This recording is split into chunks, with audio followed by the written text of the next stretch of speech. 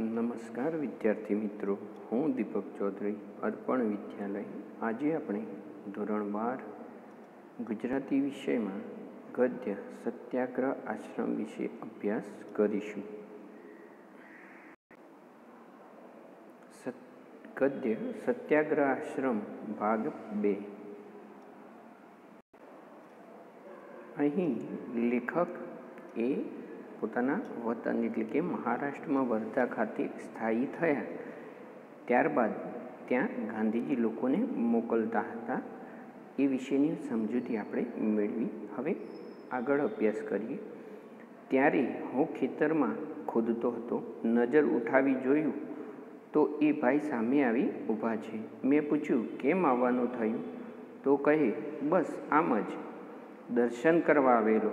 પછી તો શું, બીજી કોઈ વાતચીત ન થઈ. હું પાછો મારા કામે લાગી ગયો. અહીંયા લેખક એ ખેતરમાં કામ કરતા હતા. ખેતર ખોદતો હતો એટલે ખેતર ખેડવાનું કામ કરતા હતા.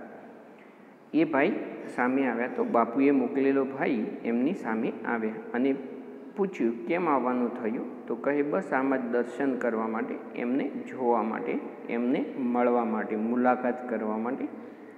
બીજી કોઈ વાતચીત ન થઈ, બીજી કોઈ આગળ વાતચીત ન થઈ. અને હું એટલે કે લેખક પાછા પોતાના કામે લાગી ગયા.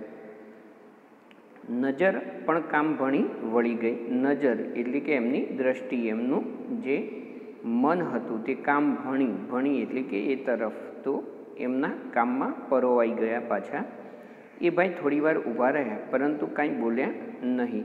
પાછા જઈને એમણે બાપુ પાસે રાવ ખાધી કે તમે કેવા માણસ પાસે મને મોકલી આપ્યો? તો એ થોડી વાર ઊભા રહ્યા અને કાંઈ બોલ્યા નહીં અને પાછા ગયા.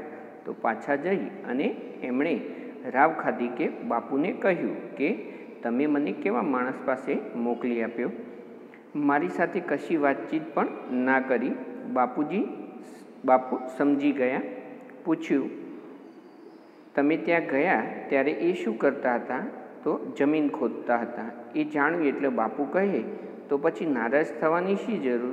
તો અહીંયા બાપુએ કહ્યું કે તમે ત્યાં પહોંચ્યા ત્યારે એ શું કરતા હતા? કોણ? લેખક શું કરતા હતા? ઓલા ભાઈને પૂછ્યું. તો એમણે કહ્યું કે એ જમીન ખોદતા હતા. બાપુ કહે, તો એમાં નારાજ થવાની, એમાં દુઃખી થવાની જરૂર નથી.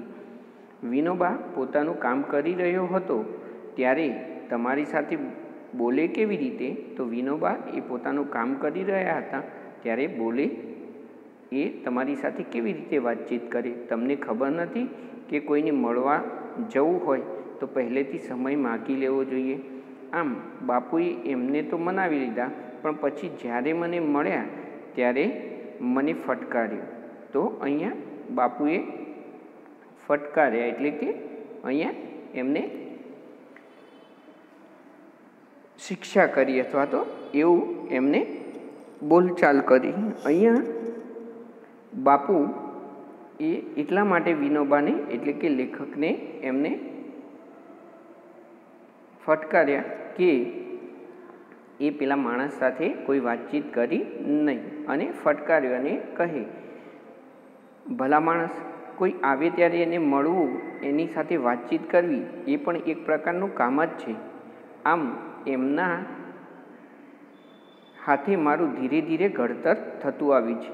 સ્વભાવે હું જંગલી જાનવર જેવો હતો. અહીંયા જંગલી જાનવર જેવો એટલે કે ખૂબ જ વિવેક વિનાનો માણસ. તો અહીંયા વિવેક વિનાનો માણસ. જ્યારે બાપુએ ઠપકો આપ્યો, ફટકાર્યા એટલે કે ઠપકો આપ્યો, ત્યારે ભલા માણસ કોઈ આવે ત્યારે એને મળવું તો જોઈએ ને, એની સાથે વાતચીત તો કરવી જોઈએ ને. આ પણ એક પ્રકારનું કામ જ છે. આમ એમને મારું ધીરે ધીરે ઘડતર કર્યું. અહીંયા ધીરે ધીરે એમને શીખવા મળ્યું લેખકને. સ્વભાવે હું જંગલી જાનવર જેવો એટલે અહીંયા જંગલી જાનવર એટલે કે વિવેક વિનાનો. તો અહીંયા વિવેક વિનાના માણસ જેવો સ્વભાવ એ લેખકનો હતો. બાપુએ મને પાળીતા પ્રાણી જેવો બનાવ્યો. પાળીતા એટલે કે પાલતું પ્રાણી જેવો બનાવ્યો. એમના ચરણોમાં બેસીને હું અસભ્ય માણસમાંથી સેવક બન્યો, તો એમના ચરણોમાં, એમના પગમાં, એમના છત્રછાયામાં રહી અને હું અસભ્ય માણસમાંથી એટલે કે વિવેક વિનાના માણસમાંથી હું એ સભ્ય માણસ અથવા તો સેવક બન્યો. બાપુની સાથે રહી મને સેવાની લગન લાગી. સેવાની લગન લાગવી એટલે કે સેવા કરવાની તીવ્ર ઈચ્છા જાગવી. હું સેવાને ભગવાનની પૂજાનું સાધન અને જનતાને મારો સ્વામી માનું છું. અહીંયા હું સેવાને ભગવાનની પૂજાનું સાધન, ભગવાનની પૂજા કરવાનું સાધન છે સેવાએ, અને જનતાને મારો સ્વામી માનું છું. તો લેખકના મન ભગવાનની પૂજાનું સાધન કયું હતું? તો એ સેવા, અને જનતાને મારો સ્વામી માનું છું. તો લેખક કોને સ્વામી માનતા હતા? તો એ જનતાને એટલે કે લોકોને પોતાનો સ્વામી માનતા હતા. બાપુએ મારી કસોટી કરી હશે કે નહીં મને નથી ખબર, પણ મેં તો સારી બુદ્ધિપૂર્વક એમની ઘણી પરીક્ષા કરી લીધી હતી, અને જો એ પરીક્ષામાં તેઓ ઊણા ઉતરત તો હું એમની પાસે ટકી ન શકત. તો અહીંયા બાપુએ તો મારી કસોટી કરી હશે કે નહીં એની ખબર નથી, પરંતુ બુદ્ધિપૂર્વક એમની ઘણી બધી પરીક્ષા મેં લીધી છે. તો અહીંયા લેખકે ગાંધીજીની ઘણી બધી પરીક્ષાઓ લીધી છે, ઘણી બધી રીતે એને પારખવા માટેના પ્રયત્નો એમણે કર્યા છે. અને જો આ પરીક્ષામાં ઊણા એટલે કે ઓછપ કંઈક ખૂટ્યું હોત, અધૂરપ હોત, તો એ પ્રમાણે એ એમની પાસે ટકી ન શક્યા હોત, એમની પાસે રહી શક્યા ન હોત. મારી કસોટી કરીને એમણે મારામાં ગમે તેટલી ખામીઓ જોઈ હશે અથવા તો જોતા રહેતા હશે, તો પણ તેઓ મને એમની પાસે રાખતા હતા. તો ઘણી બધી ખામીઓ હોવા છતાં બાપુ એ અહીંયા લેખકને એમની પાસે રાખતા હતા. પરંતુ મને એમની સત્યનિષ્ઠામાં લગીરે ખામી, ઉણપ કે ઓછપ લાગી નહોતી. તો અહીંયા એમની સત્યનિષ્ઠામાં, સત્ય પ્રત્યે જે નિષ્ઠા હતી એ નિષ્ઠામાં એમને થોડી પણ ઉણપ, થોડી પણ ઓછપ લાગી નહોતી. ઓછપ એટલે કે અધૂરપ કે ઉણપ, થોડુંક પણ એમાં ઓછું નહોતું. અને લાગી હોત તો એમની પાસે ટકી ન શકત. તો અહીંયા જો લાગી હોત તો હું એમની પાસે ટકી ન શકત. મેં એવા ઘણા મહાપુરુષો જોયા છે જેમને પોતાના માટે ભાસ થાય છે કે પોતે મુક્ત પુરુષ છે, તો પોતાના માટે ભાસ થવો એટલે કે આભાસ થવો, અનુભવવું. તો એ પોતાના માટે એવું અનુભવે છે કે એ મુક્ત પુરુષ છે, એટલે કે કોઈનું એમના ઉપર અધિકાર છે નહીં, મુક્ત છે. હું એમની પૂર્ણ પુરુષ છે, મુક્ત પુરુષ પણ છે અને સાથે સાથે એ પૂર્ણ પુરુષ છે, એ બધી જ રીતે સંપૂર્ણ છે. તો પણ મને એવા કોઈનું આકર્ષણ ન થયું. તો પણ આ પૂર્ણ પુરુષ અથવા તો મહાપુરુષને જોઈ અને લેખકને કોઈ પણ પ્રકારનું આકર્ષણ અથવા તો એવું લાગ્યું નહીં કે હું એમના જેવો બનું. પરંતુ હર હંમેશ પોતાને અધૂરા માનનાર બાપુનું જ મને અનોખું આકર્ષણ થયા કર્યું. પરંતુ હર હંમેશ સંપૂર્ણ ન હોવાથી માણસ એ વધુ આકર્ષક લાગે છે એવું અહીંયા લેખકને લાગ્યું, કારણ કે બાપુ હંમેશા પોતાને અધૂરા માનતા હતા, પોતાને ઓછપ ધરાવતા માનતા હતા. તેઓ હંમેશા કહ્યા કરતા કે હું હજી પૂર્ણ સત્યથી ખૂબ દૂર છું. મારા પર બાપુની જેટલી અસર પડી એટલી પૂર્ણતાનો દાવો કરનાર બીજા સજ્જનોની ન પડી. અહીંયા બાપુ હંમેશા કહેતા કે હું સત્યથી હજી પણ ખૂબ દૂર છું. પૂર્ણ સત્ય, પૂર્ણ એટલે કે સંપૂર્ણ સત્યથી હું હજી પણ દૂર છું. તો અહીંયા આ વાતની પૂર્ણતાનો દાવો કરનાર બીજા સજ્જનો કે જે પૂર્ણ સત્યને પામ્યા છે એવા સજ્જનો કે એવા સારા માણસોની અસર એ લેખક પર પડી નહીં. હું બાપુને મળ્યો અને એમના પર મુગ્ધ થઈ ગયો. હું બાપુને મળ્યો અને એમના પર મુગ્ધ થઈ ગયો એટલે એમના પર મોહિત થઈ ગયા. તે એમની આંતરબાહ્ય એકતાની અવસ્થા પર, એમની આંતરબાહ્ય એકતા એટલે કે એમની આંતર અને બાહ્ય જે બંને પ્રવૃત્તિઓ હતી એ એક જ પ્રકારની હતી. વળી કર્મયોગની દીક્ષા તો મને બાપુ પાસેથી જ મળી. કર્મયોગ એટલે કે કામ કરવાની, અહીંયા કર્મયોગની, કર્મ માર્ગની સાધના એ અહીંયા બાપુ પાસેથી મળી દીક્ષા. તો એની દીક્ષા એટલે કે એનું જે જ્ઞાન છે એ જ્ઞાન એ બાપુ પાસેથી લેખકને મળ્યું. ગીતામાં તો એ કહ્યું જ છે, પરંતુ એનો સાક્ષાત્કાર થયો બાપુના જીવનમાં. તો ગીતામાં કહ્યું છે શું કે કર્મ કરો, તો એ જ પ્રમાણે અહીંયા એમણે કર્મ વિશેની માહિતી અથવા તો કર્મ વિશેનું જ્ઞાન ગીતામાંથી તો મેળવી જ, પરંતુ એનો સાક્ષાત્કાર તો એનો અનુભવ, પ્રત્યક્ષ અનુભવ એ બાપુ પાસેથી એમને થયો. બાપુના જીવનમાં ગીતાના કર્મ યોગનું પ્રત્યક્ષ આચરણ મેં બાપુમાં જોયું. તો અહીંયા બાપુના જીવનમાં એ ગીતાના કર્મયોગનું પ્રત્યક્ષ આચરણ એટલે કે અહીંયા પ્રત્યક્ષ દર્શન, આચરણ એ પાલન, આચરણ એટલે કે પાલન. તો એ પાલન એ અહીંયા પ્રત્યક્ષ આચરણ એટલે સ્પષ્ટ વર્તણૂક અથવા તો પ્રત્યક્ષ કાર્ય. તો એ આચરણ, એ પાલન મેં બાપુમાં જોયું. ગીતામાં સ્થિત પ્રજ્ઞના લક્ષણો આવે છે. તો અહીંયા સ્થિત પ્રજ્ઞ એટલે પોતાની બુદ્ધિ ઉપર સ્થિર હોય અથવા તો જે જ્ઞાની માણસ છે એવા માણસના લક્ષણો એ બાપુમાં આવે છે. આ વર્ણન આખે આખું કોઈને લાગુ પડે એવો સ્થિત પ્રજ્ઞ તો શોધવા છતાં મહાન ભાગ્યે જ હોય તો જ મળે. તો અહીંયા સ્થિત પ્રજ્ઞ માણસ કે જે પોતાની બુદ્ધિ સ્થિર રાખી શકે અથવા તો પોતાના કાર્યથી વધુ આકર્ષક લાગે એવા તો આખે આખું વર્ણન જે કોઈને લાગુ પડે એવો સ્થિત પ્રજ્ઞ માણસ, તો સ્થિત પ્રજ્ઞ માણસ શોધવા એ મહાન ભાગ્યનું કાર્ય છે અથવા તો મહાન ભાગ્ય હોય એને જ મળે, સારા ભાગ્ય હોય, સારું નસીબ હોય એને જ મળે. પરંતુ આ લક્ષણોની નજીક પહોંચેલા મહાપુરુષને મેં મારી સગી આંખે દીઠા. તો અહીંયા આ લક્ષણો કે જે સ્થિત પ્રજ્ઞ માણસના લક્ષણો હોય એવા લક્ષણો ધરાવતા મહાન પુરુષને મેં મારી સગી એટલે કે એમની પોતાની આંખે દીઠા એટલે કે જોયા. 1917ની વાત છે. હું બાપુ પાસેથી 1 વર્ષની છુટ્ટી લઈને બહાર જતો રહ્યો હતો. પહેલાં વાઈમાં રહીને સંસ્કૃતનું અધ્યયન કરવાનો વિચાર કર્યો હતો. 1917માં બાપુ પાસેથી 1 વર્ષની છુટ્ટી એટલે કે રજા. તો રજા લઈ અને વાઈ એટલે કે પૂનાની નજીક આવેલું એક ગામ, ત્યાં સંસ્કૃતનું અધ્યયન કરવાનો વિચાર કરેલો.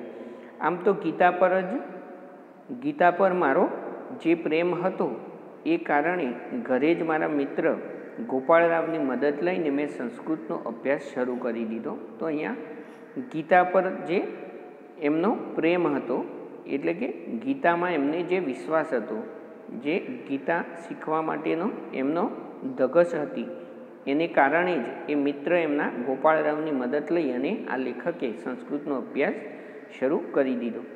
હવે વેદાંત અને દર્શનોનો અભ્યાસ કરવાનો હતો. વેદાંત એટલે કે વેદોનો અંત સુધીનો. તો અહીંયા વેદાંત સુધીનો, વેદોના અંત સુધીનો અભ્યાસ કરવાનો અને એનો દર્શનનો અભ્યાસ કરવાનો બાકી હતો. વાયમાં મને આની ઉત્તમ તક મળી. તો વાયમાં રહી અને એમની ઉત્તમ તક મોકો મળ્યો.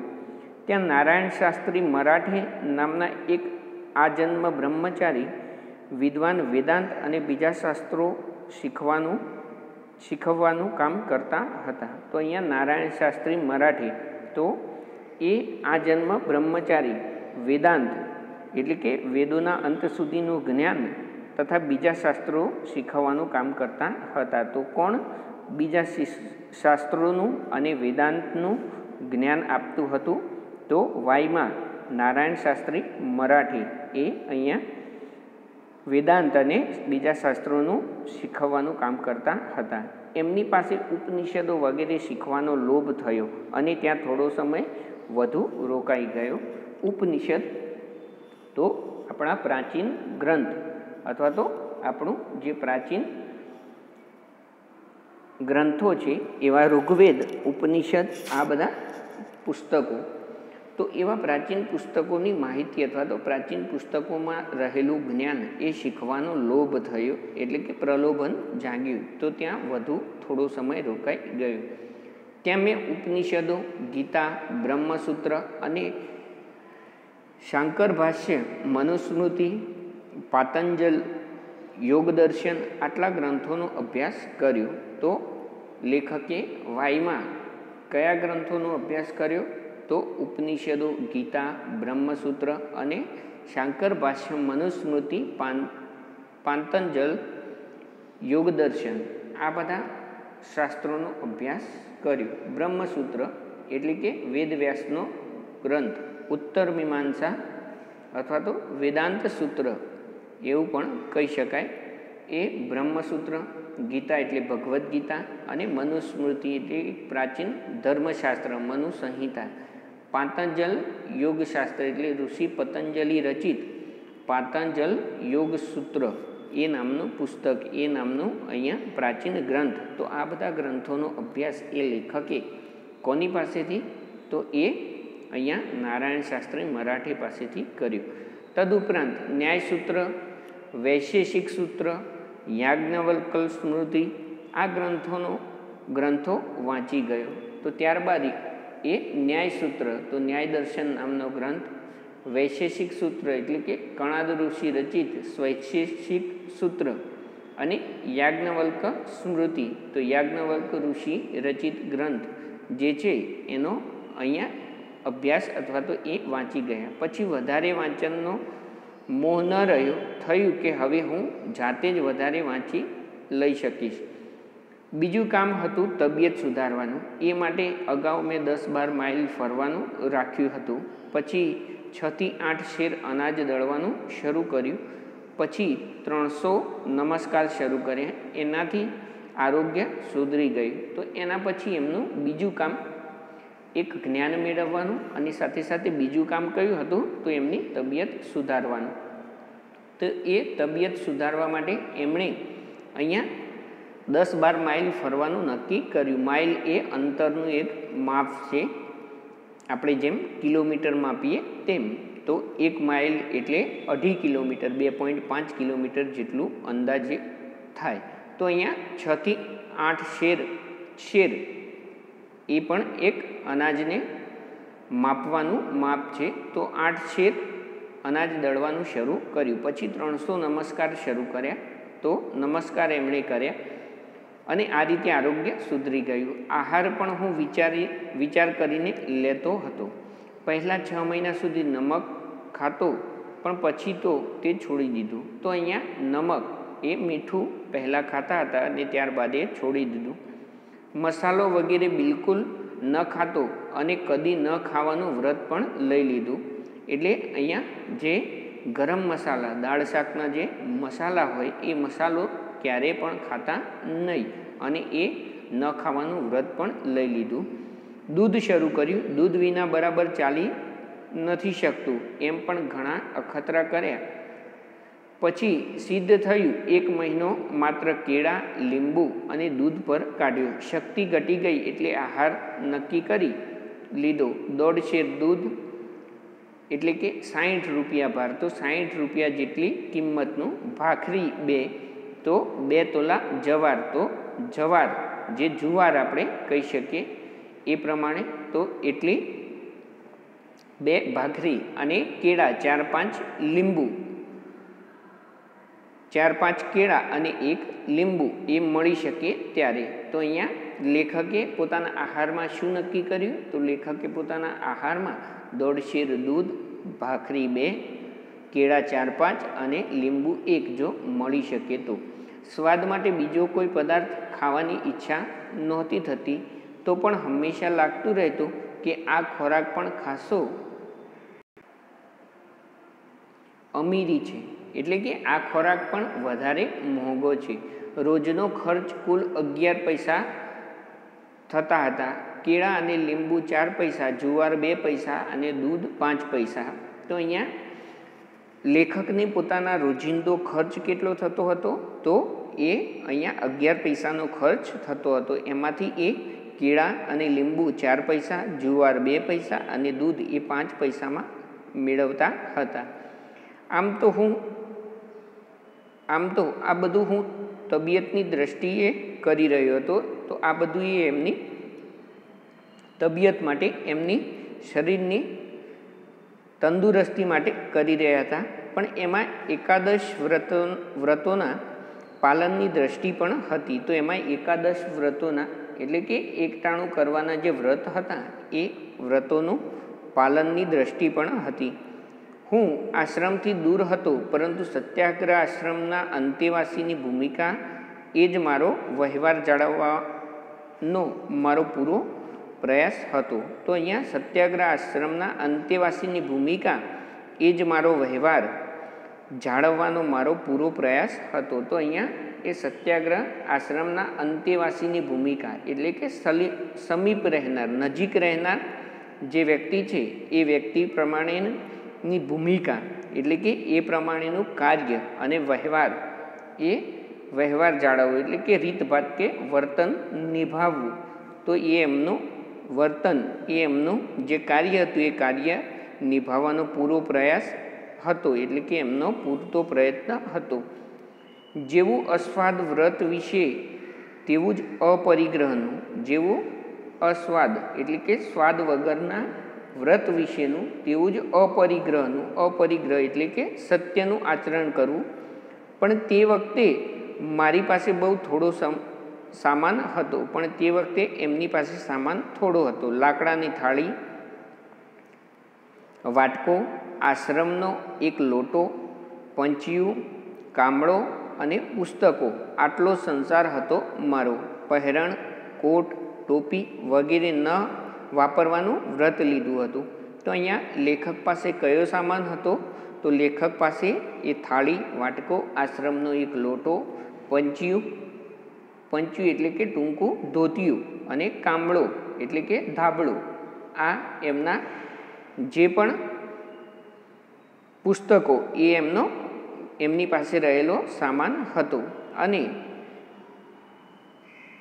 લેખકે કયું વ્રત લીધું હતું? તો લેખકે પહેરણ, કોટ, ટોપી વગેરે ન વાપરવાનું. પહેરણ એટલે કે એક પ્રકારનું વસ્ત્ર, બીજું કોટ, ટોપી વગેરે ન વાપરવાનું વ્રત લીધું હતું. શાળ પર વણેલા કપડાં જ વાપરતો. શાળ તો અહીંયા કાપડ વણવાનું યંત્ર, શાળ એટલે કે કાપડ વણવાનું યંત્ર, શાળ જેને આપણે કહી શકીએ. તો એ વણવા માટેનું, કાપડ વણવા માટેનું જે યંત્ર હતું, શબ્દ સમૂહ માટે એક શબ્દ, કાપડ વણવા માટેનું યંત્ર એટલે કે શાળ. તો એ શાળ પર વણેલા કપડાં જ વાપરતો.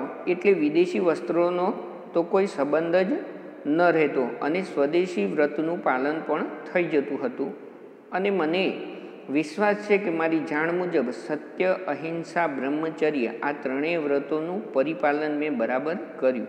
તો અહીંયા વિદેશી વસ્ત્રોનો એમણે ઉપયોગ કરવાનો કોઈ સંબંધ એટલે કે એમની સાથે વિદેશી વસ્ત્રો વાપરવાનો અથવા તો એનો ઉપયોગ કરવાનો કોઈ વિકલ્પ જ રહેતો નહોતો. અને સ્વદેશી વ્રતનું એમણે પાલન કર્યું હતું, કે સ્વદેશી વસ્તુ વાપરવાનું એમણે પાલન કરેલું. મને વિશ્વાસ છે મારી જાણ મુજબ મેં સત્ય, અહિંસા અને બ્રહ્મચર્ય આ ત્રણેય વ્રતોનું બરાબર, તો આ ત્રણ જે વ્રત હતા એ સત્ય, અહિંસા અને બ્રહ્મચર્યનું એમણે પાલન કર્યું હતું. આ બધું કરતાં કરતાં સેવાની દ્રષ્ટિએ બીજા પણ કેટલાક કામો કરતો હતો. ગીતાનો એક નિઃશુલ્ક વર્ગ ચલાવ્યો. એમાં 6 વિદ્યાર્થીઓને આખી ગીતા અર્થ સાથે સમજાવી. બીજા એક વર્ગમાં 4 વિદ્યાર્થીઓને જ્ઞાનેશ્વરીના 6 અધ્યાય ભણાવ્યા. 2 વિદ્યાર્થીઓને 9 ઉપનિષદ શીખવ્યા. હું પોતે સારું હિન્દી નહોતો જાણતો, પરંતુ હિન્દી પ્રચારની દ્રષ્ટિએ રોજ વિદ્યાર્થીઓની સાથે રાખીને હિન્દી છાપા વાંચવાનો કાર્યક્રમ રાખ્યો હતો. તો અહીંયા સેવા કાર્ય એટલે કે ગીતાનું જે અધ્યયન હતું એ નિઃશુલ્ક એના વર્ગ ચલાવ્યા હતા. અને ગીતાની સાથે સાથે એમણે જ્ઞાનેશ્વરીએ જે પુસ્તક અથવા તો માહિતી હતી એ માહિતીને વિદ્યાર્થીઓ સુધી પહોંચાડી. ઉપનિષદના 9 પાઠ શીખવ્યા. એ પોતે લેખક કઈ ભાષાથી અજાણ હતા? તો એ હિન્દી ભાષાથી. એ હિન્દી ભાષા નહોતા જાણતા, પરંતુ હિન્દીના પ્રચારની દ્રષ્ટિએ એટલે કે હિન્દીના પ્રચાર માટે રોજ વિદ્યાર્થીઓ સાથે રાખી અને હિન્દી છાપા વાંચવાનો કાર્યક્રમ રાખ્યો. તો હિન્દી છાપા વાંચવાનો કાર્યક્રમ એ લેખક દ્વારા રાખવામાં આવ્યો હતો. વાયમાં વિદ્યાર્થી મંડળ નામની એક સંસ્થા સ્થાપી. તો વાયમાં લેખકે કઈ સંસ્થા સ્થાપી હતી? તો વાયમાં વિનોબા ભાવેએ વિદ્યાર્થી મંડળ નામની સંસ્થા સ્થાપી. એમાં વાંચનાલયને મદદ કરવા માટે દળવાનો એક વર્ગ રાખ્યો. તો વાંચનાલયને મદદ કરવા માટે, તો વાંચનાલય એટલે કે અહીંયા વાંચવા માટેની લાઇબ્રેરી અથવા તો આપણે વાંચનાલય એટલે કે વાંચન ગ્રંથાલય, મદદ કરવા માટે દળવાનો એક વર્ગ રાખ્યો અને એમાં 15 વિદ્યાર્થી અને હું પોતે એમ સૌ દળતા. તો એમાં 15 વિદ્યાર્થી અને એ પોતે એમ સૌ દળતા. જે લોકો ઘંટીથી દળાવી લાવતા એમનું કામ 2 શેર 1 પૈસા લઈ કરવાનું અને એ પૈસા વાંચનાલયને આપી દેવાના. તો અહીંયા ઘંટીથી દળવાનું કાર્ય એ લોકો કરતા. 2 શેર એટલે કે 2 શેર, આજનું 900 ગ્રામ જેટલું કદાચ અનાજ. તો શેર એટલે કે અહીંયા 450 ગ્રામ જેટલું અનાજ થાય. જે 2 શેર એટલે કે 900 ગ્રામ જેટલું અનાજ થતું. તો એ 2 શેર 1 પૈસો લઈને, 2 શેર દળવાના 1 પૈસો લઈ અને પૈસા વાંચનાલયને આપી દેવાના. મોટા વેપારીઓના દીકરા પણ આમાં જોડાતા હતા. મોટા વેપારી જે હતા એમના દીકરા પણ એમાં જોડાતા હતા. વાય પુરાણા વિચારોનું સ્થાનક હોવાને કારણે બધા અને અમને મૂરખમાં ખપાવી દેતા હતા. મૂરખમાં ખપાવી દેવું એટલે કે અહીંયા રૂઢિપ્રયોગ છે, ગમાર કે બુદ્ધિ વિનાનું હોવું એમ માનવું. ગમાર કે બુદ્ધું હોવું અથવા તો બુદ્ધિ વિનાનું એટલે કે અભણ હોવું. તો એ લોકો મૂરખમાં ખપાવી દેતા હતા. ખપાવી દેવું એટલે કે સમાવી દેવું. તો લેખક અને આ વિદ્યાર્થીઓને લોકો મૂરખમાં સમાવી દેતા. તો પણ આ વર્ગ 2 મહિના ચાલ્યો. વાંચનાલયમાં 400 પુસ્તકો જમા થઈ ગયા. તો જે આ વાંચનાલય, વાંચન ગ્રંથાલય બનાવ્યું હતું એ ગ્રંથાલયમાં 400 જેટલા પુસ્તકો જમા થઈ ગયા. તો આ વર્ષમાં મેં લગભગ 400 માઇલનો પગપાળા પ્રવાસ કર્યો. તો આ વર્ષે 1917માં એ અહીંયા લેખકે 400 માઇલનો પગપાળા પ્રવાસ કર્યો હતો. તો લેખક કેટલા માઇલનો પગપાળા પ્રવાસ કર્યો? તો 400 માઇલનો પગપાળા પ્રવાસ કર્યો. જ્ઞાન પ્રાપ્તિની દ્રષ્ટિએ મહારાષ્ટ્રના 4-5 જિલ્લામાં હું પગપાળા ફર્યો અને ફરવા પાછળનો મારો હેતુ હતો કિલ્લા જોવા. અહીંયા જે પણ કિલ્લા હતા તે કિલ્લા જોવાનો એમનો પગપાળા એટલે કે પગે ચાલીને, કિલ્લો એટલે કે ગઢ, અહીંયા પર્વતનો કોટ. તો અહીંયા એ કિલ્લા જોવા માટેનો. તો કયા કયા કિલ્લા? રાયગઢ, સિંહગઢ, તોરણગઢ વગેરે ઇતિહાસના પ્રસિદ્ધ ગઢ જોયા. ગઢ એટલે કે કિલ્લા. તો અહીંયા આ પ્રસિદ્ધ કિલ્લાઓ એમણે જોયા અને આ ફરવા પાછળનો મારો હેતુ હતો કિલ્લા જોવા, સંતોના સ્થાનોના દર્શન કરવા, સારા લોકોને મળવું અને લોક નિરીક્ષણ કરવું. તો અહીંયા લોકોનું નિરીક્ષણ કરવું, સારા લોકોને મળવું અને સંતોના સંસ્થાનોના અથવા તો સ્થાનોના દર્શન કરવા એ લેખકનો પોતાનો આશય, પોતાનો હેતુ રહ્યો હતો. તો આ રીતે વિનોબા ભાવેએ પોતાના જીવનમાં ગાંધીજી પાસેથી શું શીખ્યું અને બીજા લોકો પાસેથી કેવી પ્રેરણા લીધી એ વિશેની સરસ અહીંયા આત્મકથા ખંડ અથવા તો જીવન પ્રસંગ એ અહીંયા રજૂ કર્યો છે. અને સંદર્ભ પુસ્તક છે અહિંસાની ખોજમાંથી. પ્રસ્તુત જે પાઠ છે, ગદ્ય છે, એ કયા પુસ્તકમાંથી લેવામાં આવે છે? તો અહિંસાની ખોજમાંથી.